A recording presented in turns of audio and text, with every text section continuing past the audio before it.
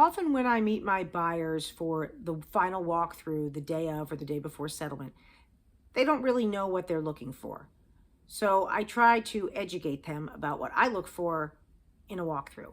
So the first thing is if anything has been negotiated as far as repairs, somebody was supposed to replace something or repair something, you always want to check that those things have all been done first. Beyond that, I check all the appliances. I turn the dishwasher on and let it run during the time that we're there to make sure it's not leaking. I turn on all the stove burners and the oven or ovens to make sure that everything heats right. Same with the microwave. Plumbing. So that's a big one. Your leaks are something you always want to look for. And by the way, you do want to look up, look at ceilings, see if there's anything that indicates any kind of new leaks that were not there when you bought the house. But back to plumbing.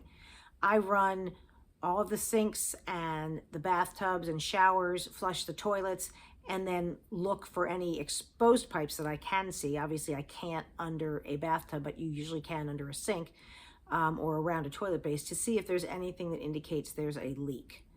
I check that all of the exterior doors lock properly, and with windows, I don't go around checking all the windows. But if you see a crack in a window or anything like that, that's again something you should look for. I did one walkthrough where we not only found a leak in the ceiling, but the hot water heater in the basement was also leaking. So you do want to pay attention when you do a walkthrough. Now, things that you may see on a walkthrough that don't count or are things that you should just expect and that the seller is not required to fix include fading on wood floors from where there were carpets down. When people take away those rugs, you will often see a difference in the color. That is not considered a defect. That's just something cosmetic and it can't be helped. Also, and this is a big one we get all the time, the nail holes. Well, there's holes in the wall. That's because people had pictures or other artwork up. Well, why didn't they have to fix it?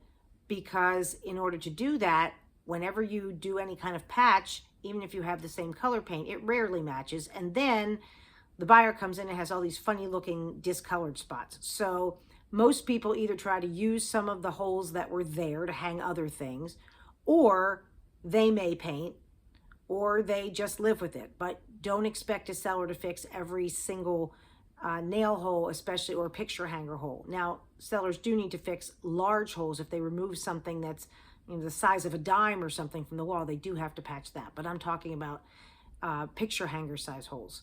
So when you do the walkthrough, ask your agent, what things are we supposed to be looking for, and pay attention.